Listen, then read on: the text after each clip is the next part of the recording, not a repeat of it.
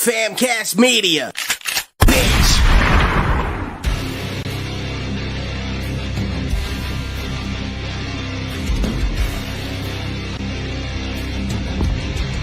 Ladies and gentlemen, boys and girls, persons of all ages, welcome to the most exclusive group in the wrestling community.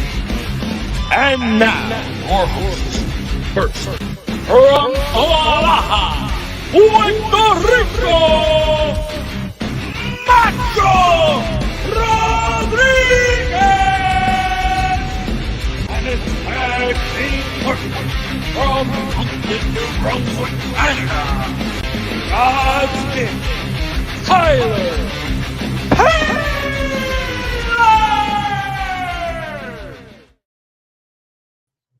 Mi gente, ¿cómo estamos? We got the band back together. We got the talent, Tyler Taylor here. Y el abogado de lucha. And for the people that don't speak Spanish, that means the wrestling lawyer. And that's something that's been adapted to me by other wrestling fans because apparently that's all I do is argue wrestling points. So that's what it is now. El abogado de lucha. Guys, I'm so excited to be back here with you with Tyler because we have been missing each other for a long time and we're finally here. We're going to get into it. Do you think we'll argue today, Tyler, or you think it'll be a easy discussion?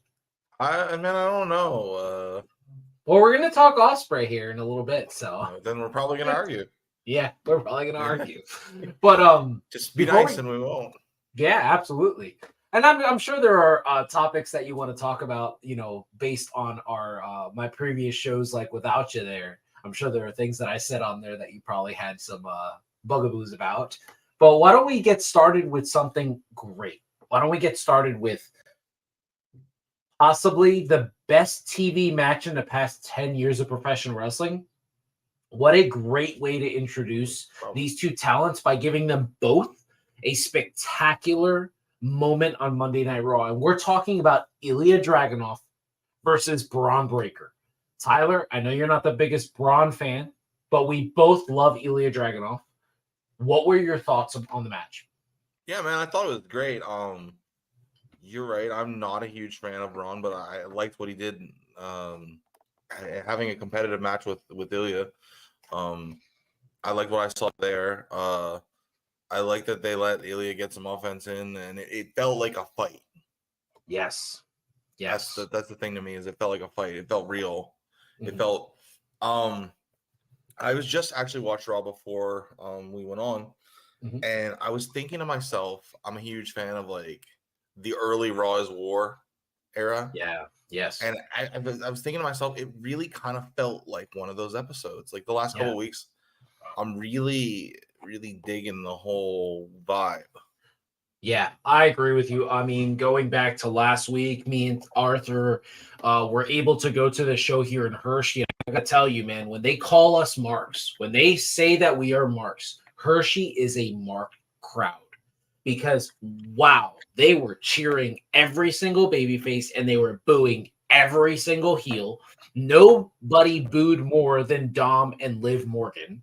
We will talk about them. We will talk about them in a minute. Let's not jump ahead there. But I want to agree with you. I feel like the way Monday Night Raw is being presented has like an old school feel. There's a lot of story being built through the show, but the wrestling matches are exceptional. I mean, I gotta say, when I watched Bron versus Ilja Dragunov, I thought to myself, and I know we're going to touch on this later, so I'll just give you a little tease. Ilja is everything I want Will Ospreay to be. And I will explain that statement when we talk Ospreay. Because I just feel like what Dragunov does is he makes me believe that the person that he's working is always going to beat him. And there's only one wrestler that I can think of that always made me feel that way. But he always won the match. And that was the Heartbreak Kid. HBK sold for everyone. He always made me think he was going to lose. Like, oh, they're just beating the crap out of HBK because he's smaller than everybody else. And then super kick. It was just like, okay. You know, like double axe handle off the top rope, beautiful elbow drop, still the best elbow drop this side of Macho Man Randy Savage, I'd have to say. And then the sweet chin music. And that's what I love about Dragonov. But Tyler, I don't know if it came across that way on television, but Hershey was hot for Bron. They were barking for that man. So I don't know if it's his thing. Like if it's like the yes, the yeah, the bro, what if it's just something that's catchy, but from the moment he came up on the screen before he actually came out, the whole crowd at Hershey was barking for him. That, and I don't know if you could tell during the match, but they weren't really like Hershey loves Ricochet, but they wanted Braun to win that match. And when he did that Frankensteiner, oh my God, it got so loud. It was nuts. That's impressive. I mean, that was very impressive. Yes. And I love the callback yesterday during this match with Dragonov where Michael Cole called it a Steiner line. Like when he clotheslined him, I was like, oh, yes, that my childhood. Right. I can hear it. Bobby the Brain Heenan. I can hear it. Steiner line. Loved it. Loved it. Oh, the call at the Bobby the Brain to just mention him. Yeah. I know, right? Yeah, for sure. I mean, what did you think of the way they presented it? Like, do you like the fact that we have been given a slow burn with Braun? Like, we've had a lot of quick matches, and then all of a sudden he has the match with Ricochet, which was decent last week. And then he has this 20-minute banger with Ilja Dragunov. Like, what did you think? Yeah, I think it's a good way to make a new star. And I think like last night they started showing us like we have two stars. We have two really hot prospects here. It's not just Braun. Yeah. Because if it had been a squash, I'd have been upset because me too. I feel like Ilja is every bit as good, if not better, in my opinion. And I know that's just my opinion, and I know that they've got I agree with you. They've got the rocket strapped to Braun. I understand. And I'm coming around. I'm not a big fan of dominant wrestlers, and I'm not a big fan of squashes. So that's a little bit of maybe what my issue's been. Plus, I think early NXT they just portrayed him like really kind of stupid. No, I agree with you. I really feel like his tag with Baron Corbin really opened up a lot for him. It showed his personality, his charisma, and it was able to show a side of him that we hadn't seen before. But I would. Well, go ahead. Not a bad guy to learn from. No, absolutely not. Right mindset, a pro's pro, just an absolute like really great in-ring performer, really great storyteller. But I want to challenge you with something. Why don't we very quickly, before we talk about what we're going to transition this, you mentioned the future, and you mentioned Braun, and you mentioned Ilja Dragunov. But would you consider Kaiser in that role as well? Because his match with Sheamus last week was, I mean, I watched it live. It might be the best live match I've seen since Shawn, Benoit, and HBK and a Triple H. Yeah. So, I mean, I think that guy's great. So I don't know what their plans are, but I think that guy is tremendous. Yeah. Plus, he got Tiffany Stratton, so he's a better man than me. Yeah. I mean, yeah, that's a good one too. I got to be honest with you. I worry that he is going to be one of these guys that turns out to be the main, like the mainstay of Imperium. Because to me, I love Gunther. I think Gunther is exceptional. I love how he, he just completely revamped himself from being Walter to Gunther. He is a different character. But wow, the way Ludwig Kaiser comes up, all he had was a little promo last night. And it's the most memorable promo of the whole show. I mean, to me, he just comes off as a massive star, a massive villain. He's like a Bond villain. Yeah, that's a great way to describe him. He absolutely is like a Bond villain. He's just such an asshole. Yeah, he's a throwback. And I got to be honest, I mention him on the show a lot, and I think I believe, Tyler, you're a big fan of his as well. Yeah, I am. I have not seen anybody in professional wrestling that has had this portion of William Regal. I've seen people that have his in-ring style, like a Brian, that work that style, like Deonna Purrazzo, people that love that technical ability. Mm-hmm. But nobody's been able to exude his charisma the way Ludwig Kaiser has. He reminds me of Lord Steven Regal. He reminds me of that just, I am better than everybody. Mm-hmm. And I think we're just like scratching the surface. I love the fact that he's going to get that show out moment at the Money in the Bank because he announced that he's a part of the Money in the Bank this year. I think that's awesome for him. Because I think it's up in the air now. I think you and I both thought Sami Zayn was going to win that briefcase. Right. But is he really going to drop the IC title to just go win the briefcase? I don't think that's going to happen. Maybe they'll give him both. I kind of think Braun probably is going to win it, but I mean, that would suck for everybody. Yeah. That would absolutely suck for. I mean, not for me. I'm a big Steiner Brothers fan, so like I think that would be amazing. But it seems like they're on a bit of a Lesnar trajectory with him. Yeah, without Heyman, that's what's so great about him. He's going out there and he's holding his own against Adam Pearce, and I don't know if maybe we're gonna get a Scrap Daddy Iron Pierce match. Like, that would be great. But Mark Hoxie, thank you so much for watching the show. And that match was insane. You are absolutely correct. Dragonov and Braun Breaker was one of the best matches I've seen in a very long time. Probably the past 10 years on television. So it led me and Tyler to talk before the show. Tyler, why don't you name some of your favorite TV matches that you've ever seen? To be clear, I'm allowed to say his name? Oh, yeah, absolutely. Okay. We talked about Benoit and Jericho versus Triple H and Austin from Raw. Maybe the best Raw match of all time. Yeah, I know it was voted the best of the 2000s. Then, like 3 days later on SmackDown, they had a TLC 4-way with the original TLC teams and those two, Jericho and Benoit. Yep. You know, HBK versus Cena, the 1 hour match. Yes. HBK and Edge have a couple of really fun street fights. Yeah, the street fights. Yes. There's two, I believe. Street fights. Yeah. Yep.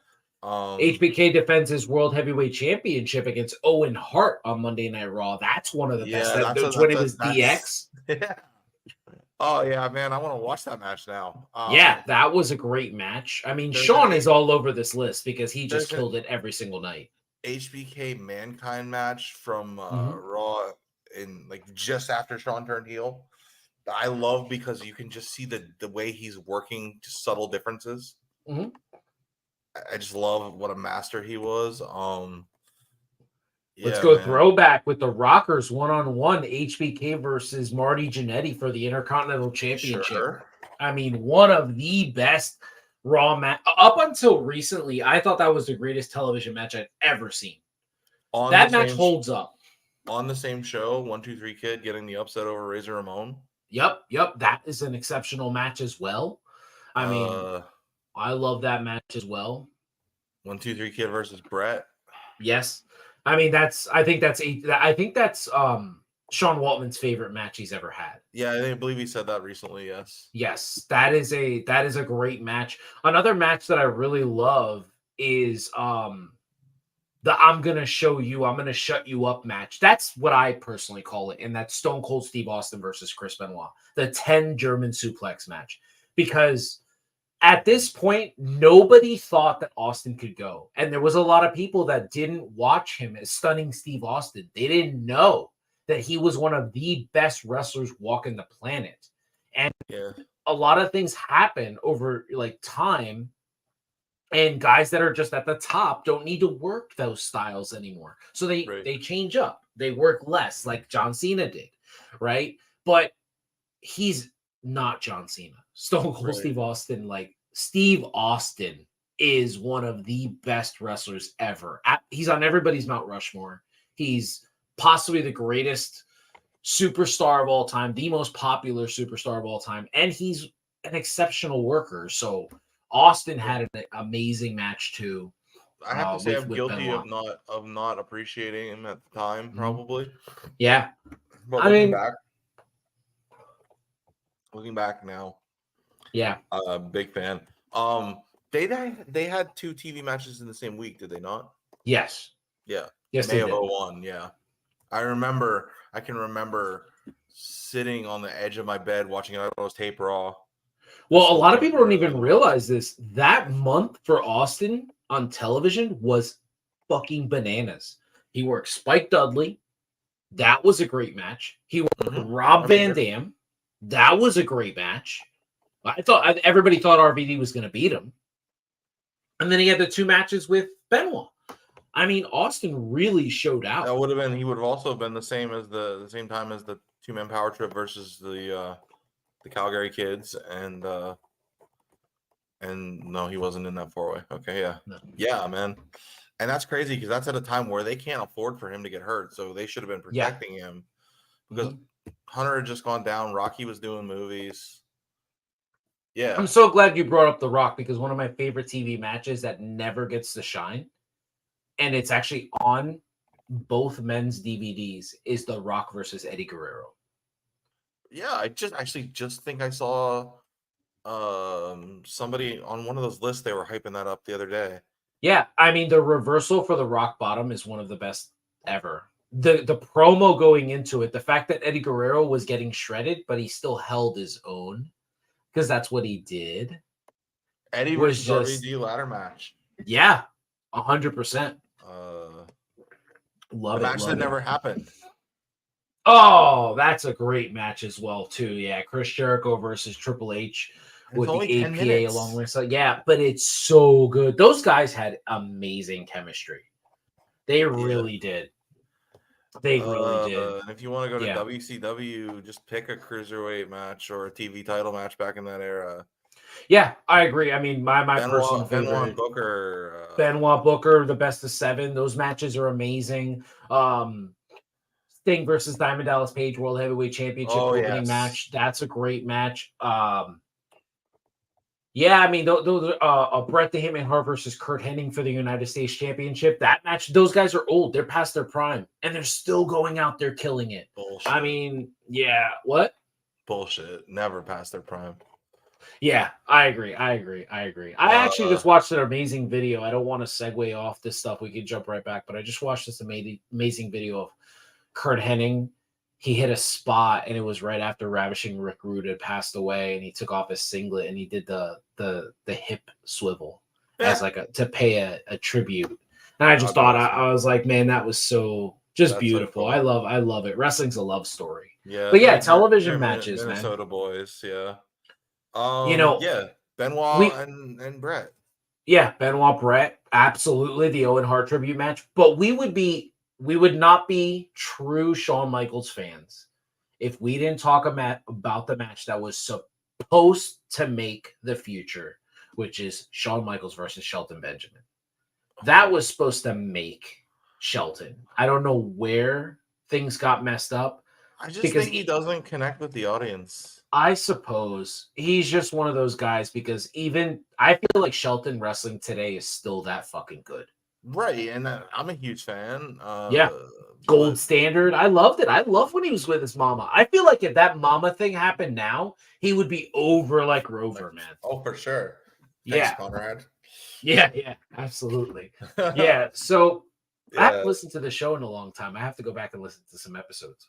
I was listening to one, him and Bruce driving home yesterday. They're doing Mick Foley this week. Oh, okay. Yeah, I might have to listen to those then. I got one more. Okay, let's hear it. Well, I'm sure I got lots more, but yeah.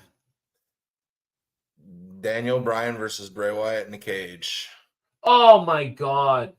What a great one. Actually, I don't know if that's a match for them or if that's Bryan just turning like the quick turn. It's just so, I don't know. But I'm so glad you brought up Daniel Bryan because his match with Randy Orton was exceptional. The one where he makes Randy tap with the kendo stick in his mouth. Yeah. I don't remember that one. Oh, yeah. You got to go back and watch it. It's almost like they're like payback because remember they stopped the match because of his stinger. Yeah. Oh, and then don't forget, if we're going to talk about that, because we're going to talk, like, we might as well talk about, since we're talking about TV matches, let's talk about the Shield's first loss, which was to Bryan, Orton, and Kane. That was a television match. Yeah, I don't That's the one where Bryan goes absolutely ape shit during the match. He just like they have that. Oh, that's an exceptional match. I mean, the Shield. It's listen to. I just named 5 all-time great superstars and Kane. So I mean, and Kane. Yeah. As Kane shows up behind you and chokeslams you. Yeah, no, it's fine. Kane, I still think you're better than Taker. So it's not like I'm, whatever. Yeah. I mean, Taker, Jeff Hardy. Oh, yes. Let's stop Punk, there. Jeff Hardy in the cage. That's right. That's a good one. But if we're going to mention Punk, we have to talk about CM Punk versus John Cena. Yeah. That match was great. And what was so great about the match is that Punk pulls out the pile driver, which is one of the greatest moves ever. I love it. I love the fact that Toni Storm still does it. Even though she does it very minimally. What do you want to do? Well, John, I'd like to give you a pile driver. That's right. And then what does John Cena do in return? A Frankensteiner. Amazing. we should stop there. But why don't we jump right into what has been kind of polarizing? First, before we jump into the discourse that's been all over social media about this, why don't you give me your opinion about your wife, Liv Morgan, and Latino Heat himself, or now dubbed Daddy, Dominic Mysterio. What do you think about this story? Oh man, I think it's so good. As I was saying to you last week, when she kind of backed him into the corner, man, I could feel the tension. I was like, this is the most intense segment that I've seen in I don't know how long. Yeah. Like you could just feel it. Yeah. And let me just say, Dominic Mysterio, luckiest man in the world. He's Rhea, Liv. He also has a beautiful wife. Like, come on, bro. Yeah. He's Save absolutely some for the rest of us. No, I mean, Dom is slowly but surely becoming one of my absolute favorite wrestlers in the business. In the ring, he has come so far. He's like a 1998 Edge in the ring right now. That's what I see when I watch him work. And with a combination of Christian, he does do some things Christian does, and I love that he throws in the Eddie throwbacks and stuff in there. But I got to be honest, I don't think there's been a person on social media, I don't think there's been a person on podcasting that has been more critical of Liv Morgan than myself.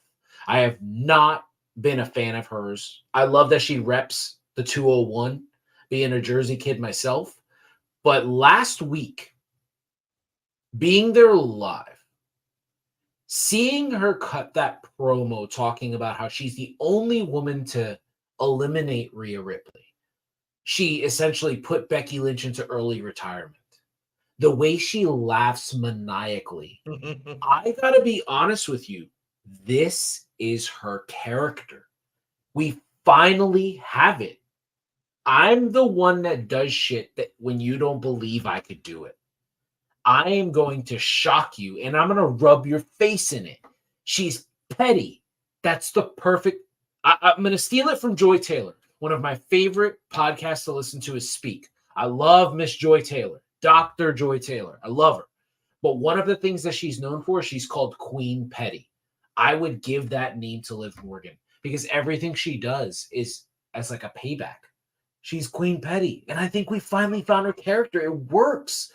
That promo reminded me of Alexa Bliss winning the Elimination Chamber. That's a great one. Yeah.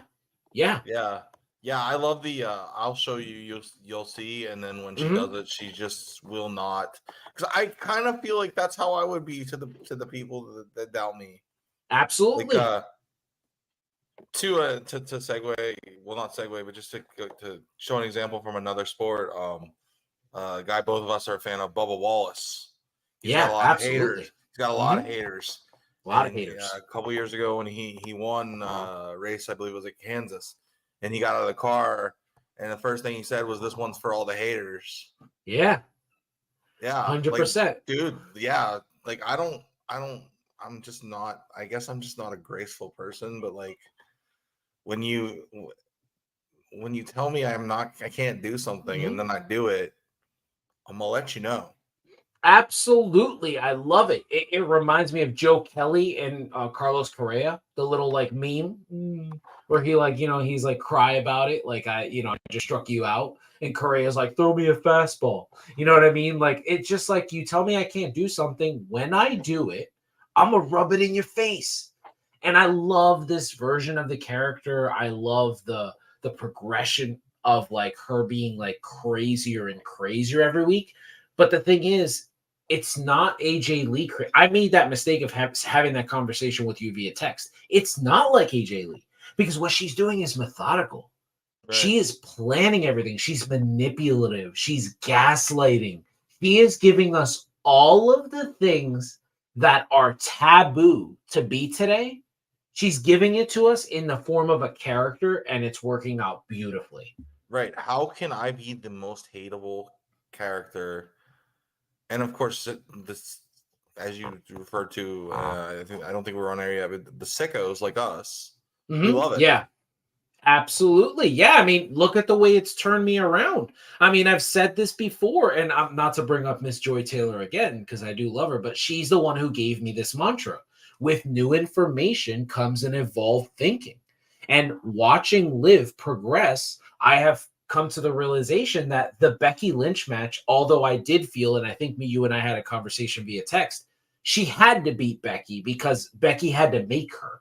But I didn't realize how important the win against Becky was, because if she takes out Rhea Ripley, it just feels like a payback. It's just like, you know what? It's kind of like her first promo. It didn't come off believable. She's like, I don't know why you're booing me. She took me out of action for 9 months or whatever it was. But this one, like her taking out Becky and then doing it not clean either match, but then taking credit for putting her into like early retirement. It's just like, this is it, man. We finally found the Liv Morgan character. And this week I was waiting. I was like, all right, you gave me a good promo. What are you going to do next week? I loved her more this week. I was like, yes, this is great. I love it. I love how she's like, she comes out and protects Bron, like she protects Dom from Braun Strowman. Like she's making sure she's out there to the point where she's about to fight Zelina Vega to protect her man or the person that she wants to be with. I love how she gaslights him, almost like tells him, you know, a real woman wouldn't have you call her mommy. She wouldn't have a problem calling you daddy. Like his face when she called him that, you could tell that is what made the like stuff work. And I was like, yeah, man, this is real life right here. This is some good shit. The best thing about it is there's still room to switch her back when they reveal that this was just a ploy all along by the Judgment Day. Absolutely. I love that you said that. If you need to do that, if you need to go there, if you need a top babyface, there's room. Yeah. You can do that. Yeah, absolutely. Yeah.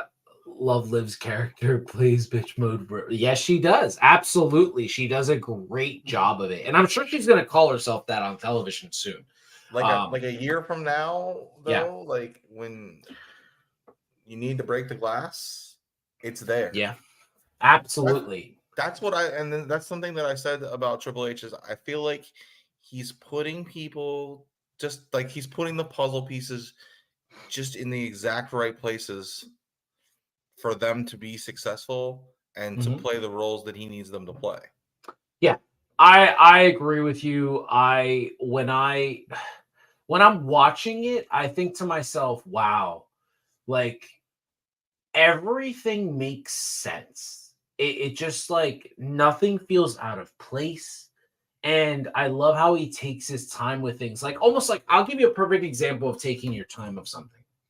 So last night we have that beautiful Bron Breaker versus Ilja Dragonov match, right? Mm-hmm. And then the whole discourse all week is that Ricochet gave in his notice. He's leaving the WWE, right? So that's the rumor. So what does Triple H do? He says, you know what? I'm going to have Ricochet make the save.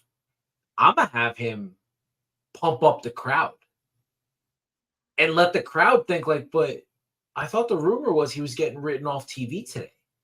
And then we have the commercial break. He helps out Dragonov, and then he gets written off TV. Right. Like, it's almost like, I'm going to tease you, but you're going to want to come back after this commercial break. And I love that.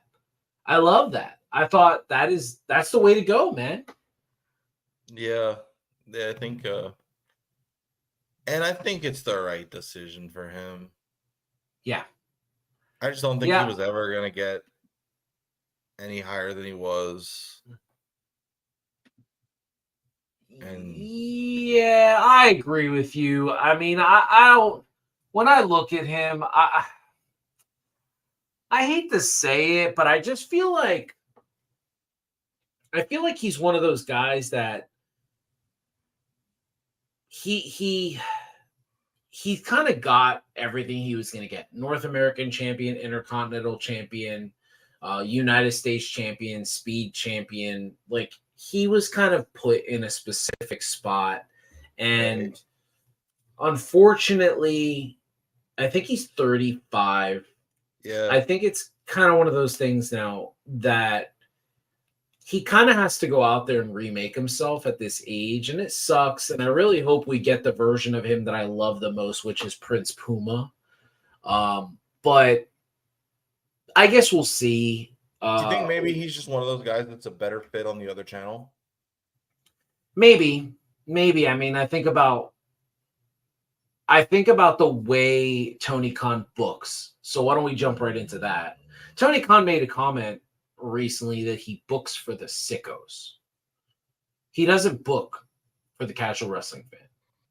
And coupled with what Bryan Danielson most recently said, that the reason he chose AEW over WWE was because he wanted wrestling to be the main focus, right? He felt like WWE was all about appealing to the masses. Like, it's not just about what we're watching, like the wrestling matches. It's also about like, oh, these guys have never watched professional wrestling before. Why don't you come over here and listen to this story? Oh, you like General Hospital? Well, we got some soap opera shit. You know, like, it was all about that type of stuff. And he wanted it to just be wrestling. Now, that makes me feel like maybe Tony shouldn't placate towards entertainment. Just book your company like Ring of Honor did. Just give us dream match after dream match without worrying about the stuff. Like, you can still have, like, Ring of Honor still had CM Punk cutting promos and Tyler Black cutting promos, but it was predominantly about professional wrestling. It wasn't about the promos. Those guys just happened to be good on the microphone. Yeah, there were some stories. Like, there was they had like Age of the Fall with Jimmy Jacobs and Tyler Black, where they like either kidnapped or brainwashed Austin Aries' girlfriend. Yeah. Little did we know that she's probably better off. But anyway. Yeah. Yeah, I mean, so there's some stories and stuff like that, but yeah, I mean, there's got to be a little bit, but like, I just think, like, to me, they're completely different products, and you know, I enjoy both of them. I know Tony Khan's landlord likes to pay me as a big AEW guy. Yeah, he's not doing any wrestling takes right now. He's crying the blues because 34 out of 34. So yeah, I follow him on Instagram. His music takes make me think that's what I would post if, like, I had been kidnapped and needed to let someone know. Oh, they would know that I wouldn't be listening to that shit. Oh my God, the professor calling you out here on Must Love Wrestling. Maybe you might have to make an appearance here. Why don't you wear that Joe Biden shirt on the show? That'd be hilarious. Yeah, I agree. I guess I just kind of feel like, love you, Fernando. Mean it. yeah. One of the things that I gotta say though is, man, I don't know if this is evolved thinking on my side. And I know you've already been here and you've kind of always been open to it. Man, I just feel like MJF made the wrong decision. He is so big time. Like, I feel like he's the biggest star in the company, and I love Bryan Danielson, but I just feel like MJF he's just too big for that company. Like he cuts a promo, he just feels so out of place. Like I feel like MJF cuts a promo like that in WWE, and fans are talking about it for a month. You know, are you talking about like, the double or nothing promo? Yeah, Double or Nothing promo, the second promo, like everything about him, it just screams like superstar. Right. And it just absolutely feels that way. MJF feels completely out of place in AEW, and he is so entertaining. And I love this version of Triple H. Like, I love the return with the biker jacket, and that's the version of MJF that we're getting. I mean, when was the last time you saw MJF not come out in a three-piece suit? Right? He's coming out like with a biker jacket, and it looks great. He looks great. Yeah, if you could work out like well, obviously I think Ricochet's going there anyway at this point. Yeah. But if you could work out a trade for like Ricochet and someone else for MJF, it would just make the most sense. Yeah, absolutely. They all would fit better on the other program, I think. Yeah, I'm so glad you brought that up, because when we talk about Clash of the Castle, we're going to talk about a potential trade idea, which sends a SmackDown superstar for a Raw superstar. But I think like Ricochet and Finn Balor for MJF would be something that would make a lot of sense. Or Nakamura. Yeah. Okay, no, Balor's a WWE guy, man. You leave him where he's at. Well, he does have enough personality to make it work. Yeah, but we're starting to get some teases of Finn Balor. So I don't know if people have paid attention, but like as you know, as Tyler so eloquently called it, the boys club or their little clubhouse, you can see the demon in the background.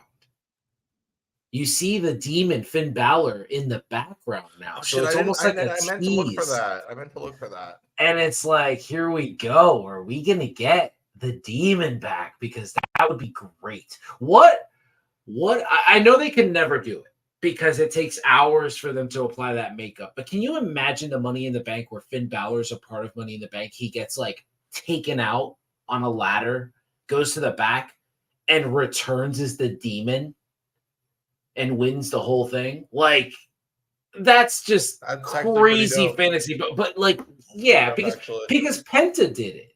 Penta changed mid-match. And that would be amazing. Penta, my God. The thing in Moxley's head. Yeah. So I had this conversation with Patty Reekin last week, and I wanted to bring this up to you now that we segued into Penta. So one of the reasons, one of the guys that did not get over at all in Hershey was Dragon Lee. I don't think anybody cares about Dragon Lee. He doesn't even look comfortable out there. If you watch him during his intros, nobody cared. No pop, no nothing. He was Drago in Lucha Underground, right? Yeah. I really liked him, but then you're right. Nothing, right? Mm-hmm. But so the one thing Patty brought up to me was that they've been looking for the next Rey Mysterio for years. Now, I personally think they have it in the form of Wes Lee in NXT, but he just doesn't wear a mask. And I think they want to market the mask and sell the mask. Why they didn't do that with Prince Puma's mask makes no sense to me, unless Robert Rodriguez doesn't want to sell the rights to Prince Puma. But when I look at Penta, I think of a guy that can come in and be the next Rey Mysterio. And it's because of his cross-promotional appeal. Because who's Penta's favorite football team? Sure as shit ain't doing anything where he is. Exactly. But who's his favorite football player? Who already has a relationship with Bailey? Can you imagine the NFL involving themselves somehow? There's already a Penta Niners mask. Like, Yeah, I he remember him being loves on George Kittle. the Mexico City game. I remember him being in behind the end zone when Kittle scored. Exactly. And I feel like Kittle's all over WWE TV because of Bailey, because of Right, Roman. Because these are right. Niner fans. This would work really. I don't know if Penta's an actual Niners fan or if he's a George Kittle fan. And he knows that. But George Kittle's celebration is the Penta thing. You know what I mean? Like that Yeah, would work. I feel like if he went, he would be cross promotional. They could sell the crap out of his mask. And I know there's that a lot of is talk about it. I would love that to is see him over there. that is one of the guys that I just don't understand how you missed the target with. Him and Phoenix. I have Yeah, no idea. Phoenix is hurt every 5 minutes, so that is it is what it is. Yeah. Phoenix versus Will tomorrow night. What? Phoenix versus Will tomorrow night. By the way. Yeah, I guess we might as well talk about Mr. Billy Goat himself, huh? The Billy Goat. The Billy Goat himself. So I gotta say, I did Quite the hiatus he took. Yeah, quite the hiatus. So I went back and researched. I went back and watched like 20 or maybe it was 25 Will Ospreay matches. Because I didn't want to give this opinion on here because anything that happens on the internet, yeah, I mean, I just get out of work early and, Right? Arthur's busy. My son loves to read. So I can't really do that with him. He wants to sit down and read and meet challenges for the library for reading for minutes. So I spend, yeah, exactly. So I want to absolutely. So I put on, wrestling in the background and stuff like that. And I watched some stuff. So I've been watching a lot of Billy Goat matches. And this is what I was going to talk about with Ilja Dragonov. I believe in my soul that one of the key components to being a great professional wrestler is selling. And I don't think Will does enough of it. Now, I wanted to say this because I think this is an opinion that only I have. I haven't seen it anywhere. I've tried to scan through Twitter. I think that match with Ricochet changed Will Ospreay's wrestling because he wasn't that severe until that match. When he got the praise for that match, and it was reversal after reversal after reversal, I think he became the reversal guy. Because I've seen, and I'm not lying, I've seen Will Ospreay take a burning hammer, get picked up, get set up for a finish, and reverse it into a strong move. And then just continue wrestling. Not reverse it and then have a rest point, right? Like, oh, I'm going to get my heat back, and then we're both down for the count. Reverse it and then jump right into his move. And what I've seen him do too much recently in AEW is driving me nuts, where he'll take a strong move and then he does the spin out, right? Like it almost looks like the gut wrench, and then he turns it into the power bomb spot. Mm-hmm. And then he goes for his finisher. And it's like, why can't you sell for the guy you're working? Why can't you make me think that guy's as good as you? He's not, clearly, but make me think that. Make us think that guy can actually beat you. So one thing I've noticed with him is it's like, I don't know if you can notice, maybe early in matches, he'll sell a little bit, and then it's almost like he forgets. He forgets to sell? Mm-hmm. Huh. He'll start out doing it, and then it's almost like he just forgets to do it. He gets caught up in the moment. Yeah. I don't know, maybe. Yeah, I can see that happening. It definitely feels like he's about he knows he's working an indie crowd, because whether people want to admit it or not, AEW is a very indie crowd. It's not a World Wrestling Entertainment crowd. It's all about the indies. If you love Ring of Honor, if you love CZW, you love AEW. That's who you are. And that's cool. And you could tell he's working the crowd. I'm going to give you what you came here to see. And that's reversal after reversal. That's no selling. That's hitting power moves. And I can see what you're saying. Are we sure he's forgetting? No. Or is it a part of his repertoire? I'm the reversal guy. The only reason I say that is because he'll start out the match doing it. and then it kind of progressively goes away. And Yeah. maybe that's just the build of the match. I don't know. Yeah. The other thing is, we should really remember though that this is a guy who hasn't really worked on TV that much. Yeah. So he is still learning that style, and he'll admit that. If you listen to him in any interview, he's still scratching the surface of what he can be. Well, he's going to have to really scratch the surface because one of the best sellers in the business is MJF. And if he works Max in this in a match, Max is going to sell his ass off for him. And he's going to need to return the favor. Right.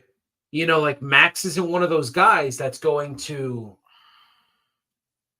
not sell. Like Max is going to work. Like he's going to make you think that you just beat the crap out of him all match.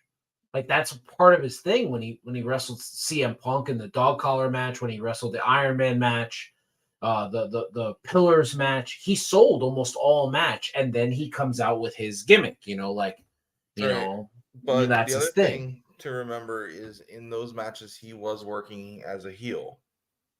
You don't believe he's a heel anymore? No, definitely not. Interesting. Okay, I think he's a tweener. I think he's an absolute tweener. I just think the whole Adam Cole thing turned him babyface, and as much of a wet fart as it ended up being. Yeah.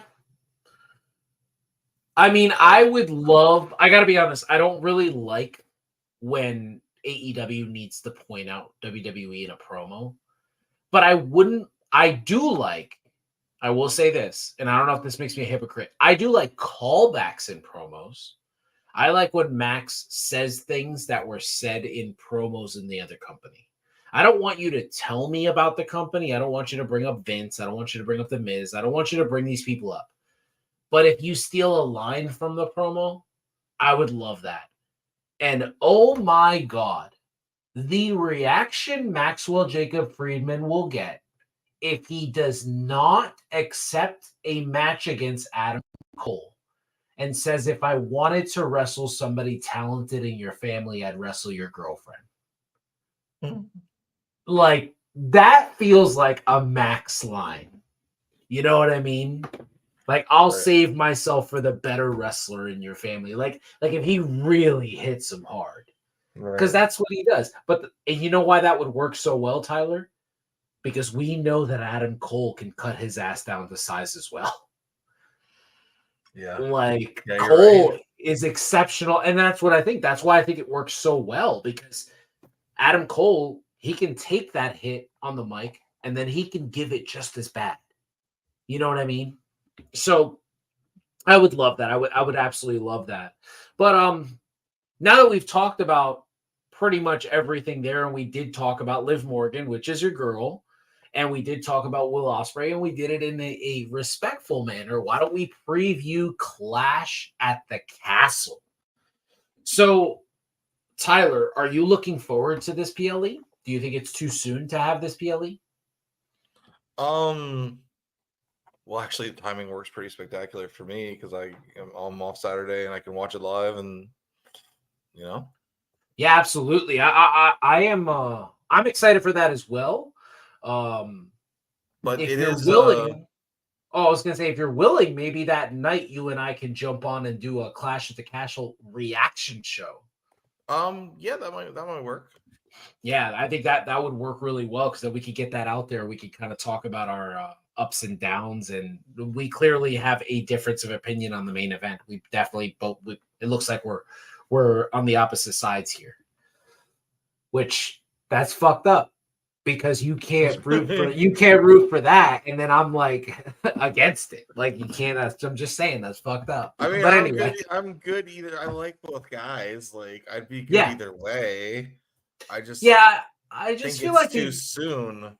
They didn't capitalize off that promo with Damian. That's the problem. Where he had that exceptional promo. Yeah, where he turned babyface, but nobody noticed.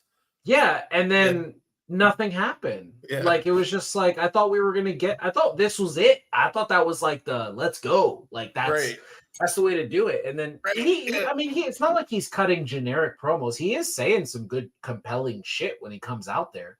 But like, I don't know. I guess I just expected more, and maybe it's just because Drew is just so over right now. Yeah. That like, Did you see the TikTok where he pretended to be locked in the gym?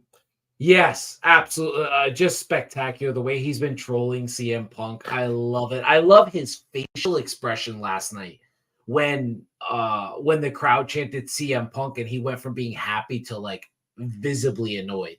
He is a wonderful actor. My God. Yeah. I don't want to lose you, Drew. Love Drew McIntyre. Have some of your merch, guy. Have your action figure. Love you very much. I don't want to see you go to Hollywood, but I feel like he would make a great transition to Hollywood. But why don't we jump right into the matches and our predictions? So why don't we go with the first world title match, and that is Cody Rhodes versus AJ Styles. How do you see this one playing out? This is an I Quit match, by the way. Yeah.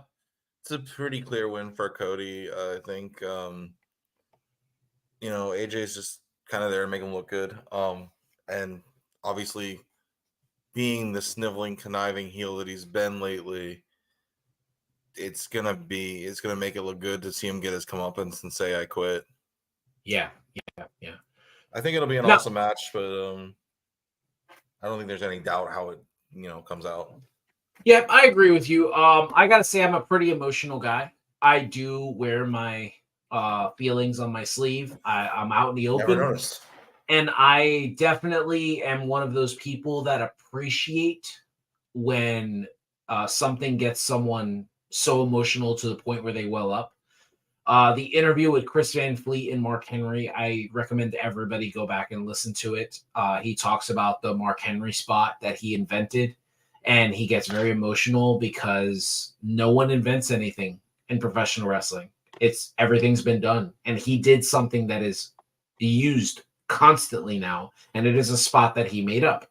But another thing that he got very emotional about was the retirement segment with AJ Styles. He said AJ Styles personally texted him after the segment and said, I hope I did you proud. And it visibly made him happy. So I got to say, like, I don't know if I agree that AJ's been a sniveling heel. I think he's been kind of like just a real dick. But I love this version of AJ Styles. I think this is great. Not a big fan of the two that he has with him. Never really have been. But I got to say that I would not be surprised because Cody screamed, I quit the way he did if they used 1998 Royal Rumble. Because it was just like, why did he yell it like that? That's like, that didn't stick out to you at all? Like, why did he yell it like that? I mean, I do co-host a wrestling podcast. Doesn't necessarily mean I watch wrestling.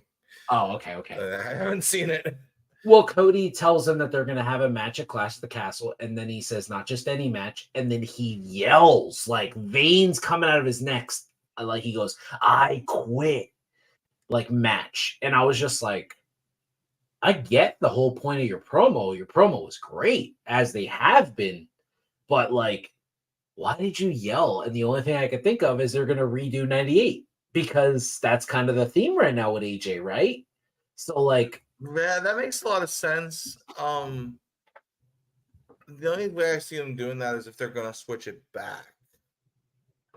Yeah, like Drew McIntyre and Randy Orton during COVID.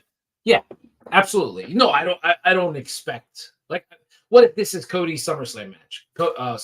AJ walks in the SummerSlam champ and Cody wins the title back.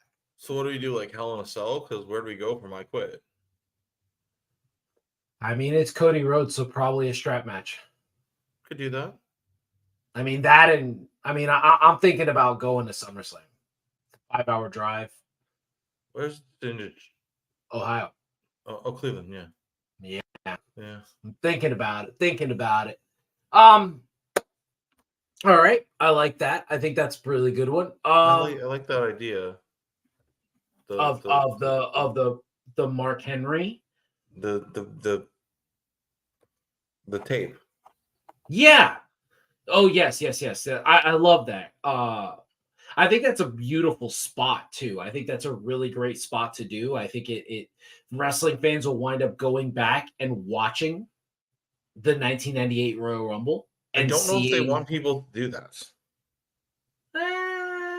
They're trying to make people excited about that, like That this match version. that match is so brutal though. Yeah, I agree. Okay, so match number 2 is the triple threat match for the WWE Women's Tag Team Championship, which it has Bianca and Jade versus Alba and Isla, and Shayna and my girl Zoe Stark. Best theme song in the game right now. Fight me, I don't care. It's awesome. Go back and listen to it if you like heavy metal. If you like that shit, that's a great song. Lyrics are awesome. They're on point as well. I think Bianca and Jade. That it's way too soon. You think? Way Yeah. too soon. Yeah. Definitely. Yeah. Here's my big surprise of the weekend. I think Piper Niven beats Bayley for the women's championship. Do you really? I do. Like as a short-term thing, or Yes. I was gonna say 100%. I thought we're going to Bailey versus Nia at SummerSlam kind of thing. Yes, I would love that. I just think that there might be like a shakeup. Like I could see, and this is obviously me just being like really just trying to keep up with Triple H's booking, but I could see Piper winning the championship in front of her crowd. Yeah. And then Chelsea losing the championship on Friday back to Bayley. Wait, what? Chelsea said, I can't wait till we win the WWE Women's Championship. Almost like saying that they're both champs. So like Piper and Chelsea versus Bayley in a rematch next Friday, and then Bayley pins Chelsea. I like that because then that leads to potentially a feud there.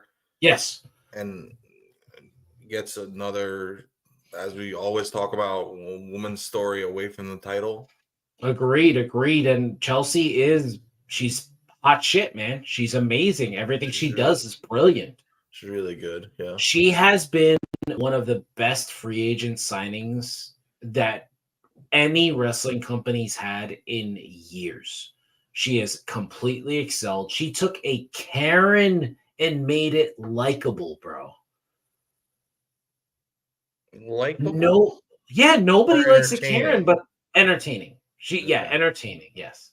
Well, I would say they're all entertaining, but everybody loves Chelsea. I don't know anybody who's ever said a single bad thing about her. She's a phenomenal worker. Going back to Lucha Underground, TNA, whatever she's done, she's been phenomenal. She's never been a bad wrestler. Yeah. She's just always been good. I don't like her. She talks shit about the Leaf. I don't like it. Oh, but she's Canadian. Yeah, but she's from like Vancouver, I think. Oh, well, I mean, I'm sorry. I don't know what to tell you. All right. And then the main event of the evening, I'm assuming is the main event because I'm assuming is that all that's on the card? Yes, sir. There are four rumored matches. We could talk about the rumored matches. Oh, no, I'm sorry. I almost forgot the most over superstar in the game right now. Sami Zayn versus Chad Gable. Chad Gable's winning. Okay, I hope so. I mean, Creed brothers are helping him. He's kicking out the other team, like out with the old, in with the new. You know, I think it's gonna be great. Makes a lot of sense. Yeah, that's just my opinion. I don't know. Who do you have? You think Sammy retains? I don't know. It's so soon. I know, but Sammy's one of those guys that doesn't need a championship. He's just over. Yeah, well, that's true. Mm-hmm. Yeah, maybe. It's hard to say. I would love to see Chad get his moment. But I just think like any of these titles, like it's so soon from Mania, and like what they've told us is that we're not going to do that. That is true. I could see that. That's part of the reason why I'm hesitant to make my pick for the main event. But I just feel like there are things in play, and that is I'm picking Damian Priest to drop the championship to Drew McIntyre, and here are my reasons. I think this is a thank you to Drew as like thank you for helping us with the last Clash at the Castle with Roman Reigns. I think it was almost like we didn't have you win in front of your crowd then. We'll have you win it now. And here's my lock for the match. If Drew McIntyre comes out to Broken Dreams,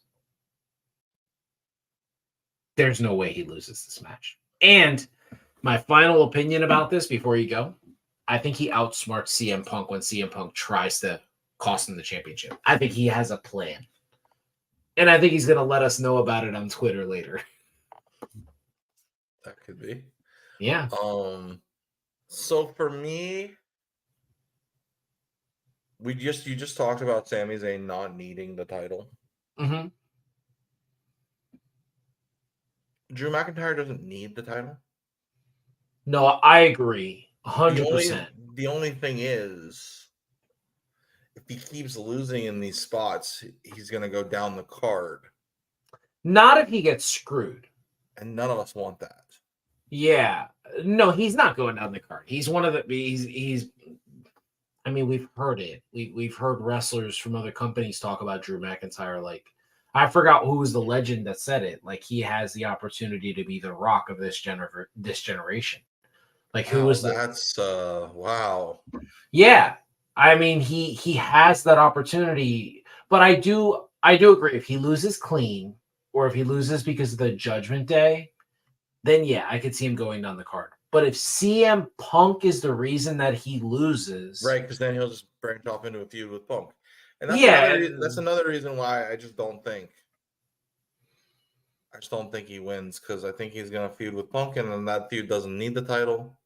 I think having the title helps Damian. It makes him bigger. Agreed. I don't know that he needs it, but I think it makes him a bigger star. Yeah. I mean, we're both massive fans of his already. Yeah. But to the casual viewer, just tuning in, otherwise he's just a dude wearing guyliner. Yeah, I mean, yeah, like he's not. He's a great performer, but like, if you don't know that, I mean, he's just one of those guys. And as it was said to me by my coworker yesterday while we were on the route together, Damian's one of Triple H's guys. Yeah, like he is one of his guys. Liv is one of his guys. Like these are his guys are moving up the card. Sammy, Kevin, Gunther, these are his guys. Like his NXT people are flourishing on this roster. So like I can definitely see a new wave, but I know Drew's more of a Vince guy, but he's just so over it. He's done it himself. It's organic. Weren't him and Triple H boys back then too? Drew? Yeah, I thought they were like friends. Like him and Sheamus and Triple H were all like really good. Maybe. I know Sheamus was. Yeah. They worked out together. Yeah. Yeah. Well, before we go here, we should talk about. Oh, go ahead. You have something else? Yeah, you were talking about, and because you were talking about Triple H's guys moving up the card, and I immediately thought of Gargano and Ciampa, and like, is one of them hurt or something? Because I haven't seen them in a while. They're just not interesting. It's weird. They're so good, though. I think they need to be the way. They need to heal. Yeah, that would be. Yeah, okay. They're just generic baby faces. We already have an exceptional babyface tag team, R-Truth. Okay. So it's like they may not be exceptional in the ring to a lot of people, which if you don't think R-Truth is a good professional wrestler, you don't know shit. Go back and watch Ron Killings in TNA. I challenge you. But he's the guy who does the best he can with whatever he's given, and I get that. Yeah. Mm-hmm. Yeah, he's just been really good at it. I don't love the how can I put this? He's got a little Eugene thing going on where he apes his Yeah. favorite wrestler. Yeah. Like Eugene used to ape Triple H with the pedigree and all that.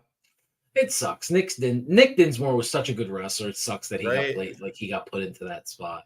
Right. Well, some of the matches that are rumored for Clash of the Castle, which we might get at a like kickoff show, or maybe they might add them, are Solo Sikoa versus Kevin Owens. Gunther versus Randy Orton. I don't think either one of these matches happening. I know they're rumored. Don't see them. Ludwig Kaiser versus Sheamus. I could see that happening. Maybe, yeah. There's not a whole lot, or maybe they're just gonna value our time and not have a 6-hour show like some people. Well, these are all rumored matches. They haven't been announced. And then the United States Championship, Logan, LA, Carmelo. I just think they save LA and Logan for SummerSlam. Right. Logan's gonna lose in this. If Logan was wrestling, it would have been announced by now. Agreed. Yeah. Agreed. Yeah, that's the thing, and that's one thing that I appreciated about King Queen of the Ring was we were out less than 3 hours. The next day, AEW was like, "Is it ever going to end?" Yeah. Like I want to go to sleep. Yeah. Yeah. I mean, that's the thing that sucks. It's like I can't stay up to watch all of that shit. I wind up falling asleep and there were a couple of matches that were like 30 minutes, and I was like, I didn't need that. Yeah, I wasn't a fan of the Anarchy in the arena match. I never am, but especially with the music, the music is annoying and distracting. I want your opinion on the video I sent you yesterday.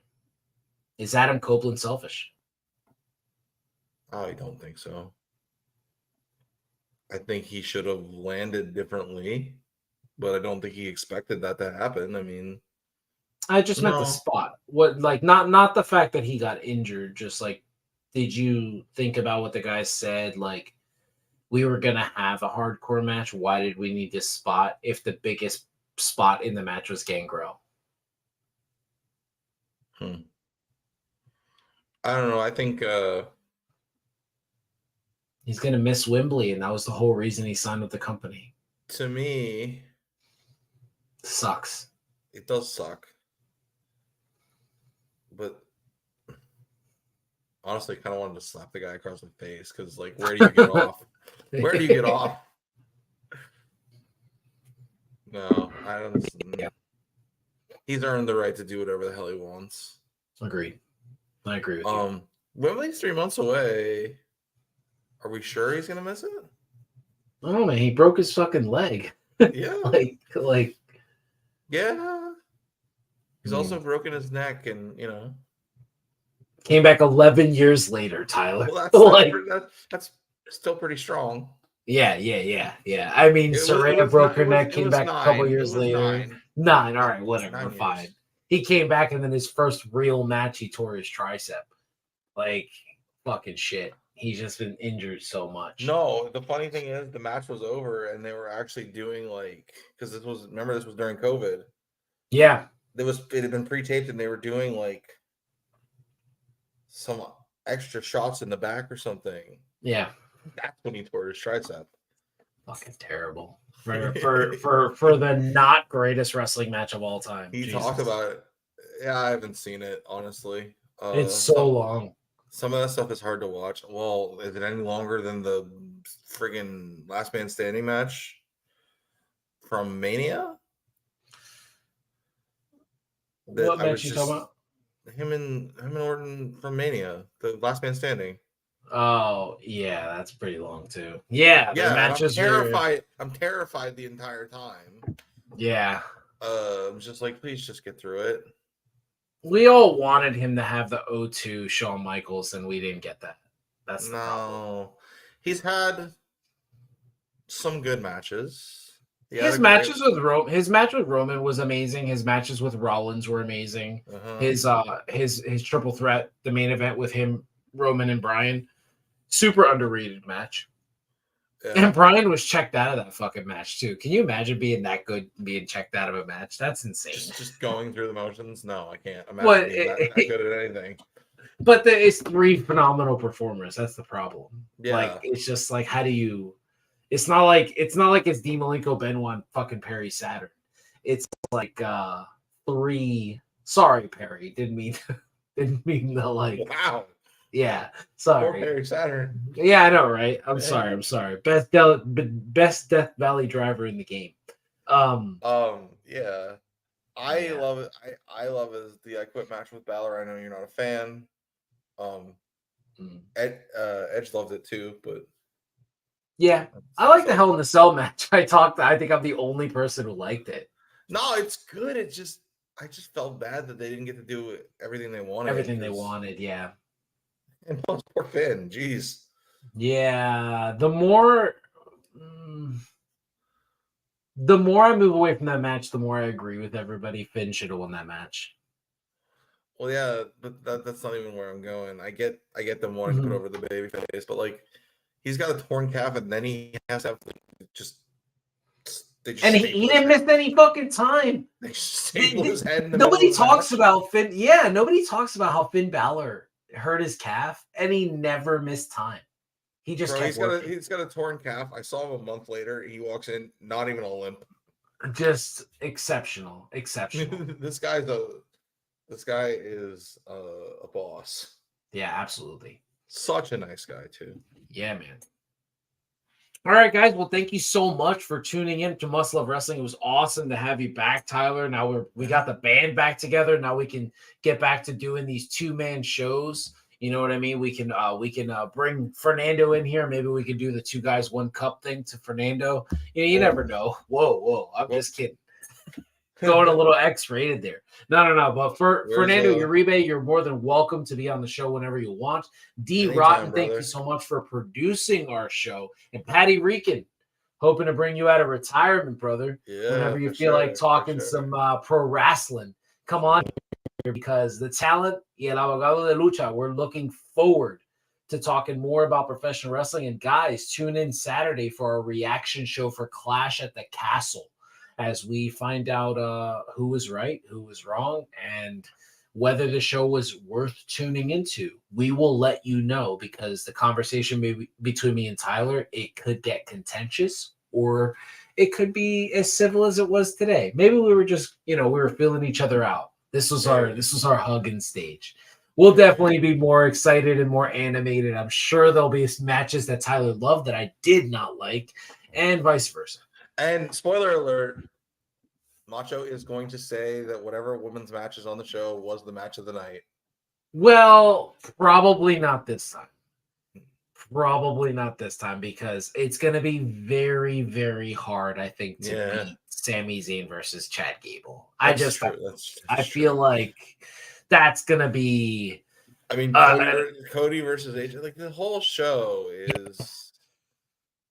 The marriage between Cody and AJ, that match was amazing. Yeah, their last one. So I expect this one to be just as good. Plus, this time it's like no holds barred. It's an I Quit match. So you know what's funny is like I was watching it live and I fell asleep. Yeah, and I dreamt that they had like one of the greatest matches ever, and then I woke up and it was true. Yeah, well, maybe exceptional not, match. Exceptional. Also, I loved it. I would be remiss if I didn't do the Today in Wrestling History. Oh, nice. Not really, unfortunately. Today in Wrestling History, 9 years ago, we lost Dusty Rhodes. Yes. Rest in peace, Dusty. We miss you. We love you every single day, Daddy. As I posted on Facebook that day, rest in peace, if you will. Yes. Rest in peace, Daddy. Your boy's about to make you proud this weekend, Daddy. He's about to. Gonna get funky like a monkey. Yes. Just absolutely. Today's also Magnum TA. It would have been his 65th birthday. And don't forget that. Dead? Magnum TA? I don't believe so. I don't think so. I believe he is. Yeah, I think he died in a car accident, didn't he? No, he didn't die. Oh, he didn't die? Okay. Well, sorry, Magnum. He just killed Magnum TA. Yeah, absolutely. Sorry about that. Did Just not make mean sure. to do that. The one thing I did want to talk about that was today in pro wrestling history. Let's not forget about the infamous dumbass spot of Vince McMahon blowing up in the limousine that was 17 years ago today. So what a stupid spot, because Vince McMahon died and then a wrestler had that the next week or a couple days later and ruined the whole segment. We did talk about that wrestler today. So what can you do? That's what we need to worry about from him. He messed up the plans. Yeah, what a dick. Oh my god, what a stupid couple of weeks that was. Yeah. Oh my god, just awful. What about it? Chris Jericho defending professional wrestling on CNN, the Ultimate Warrior bashing wrestling on CNN. Steve Blackman, I just remember Steve Blackman. Why are we talking to Steve Blackman? Because he could beat everybody up, and we just didn't want to piss him off. Yeah, that's what it was. Yeah. Anyway, guys, thank you so much for tuning in. Please like, subscribe, and share our show. The best way for our podcast to grow is through word of mouth. We appreciate each and every one of you. As I said before, and I'll say it again, real quick, Tyler, if I could just remind our viewers that once we get to 500 views, whoever number 500 is going to produce our show. They will tell us what to talk about, whether it's taboo, whatever the conversation is, we are going to talk about it. We're going to have the conversation. You could tell us if you want to talk about a specific match, if you want to talk about a specific pay-per-view, if you want to ask us any question, nothing is taboo. Not even if we're talking about the wrestler that ruined Vince McMahon's blown up segment. If you want us to have an entire show based on him, we'll do that too. Okay, whatever you need us to do. Yeah, absolutely. Please do that. Yeah, we'll talk about everything. His best matches, the worst part of his life, whatever you need us to talk about. Also, when I was going to ask you to throw this out on TikTok, because I know you got a big following there. I'd love to do like a mailbag show where people send in questions and we just answer them. Absolutely. Guys, send us your questions, your comments, anything you want. That is a great idea, Tyler. So please let us know. Let us know what you want us to talk about. We will 100% answer you. We will answer directly to you. We'll mention your name on the podcast. And, once we get a big enough following, we'll open up the phone lines and you guys can call in during the show. So I've been told that is a possibility to do for the show. So that is a great thing. Yeah, absolutely. So, guys, thank you so much again. And we look forward to seeing you Saturday. Until next time, we're out. Out.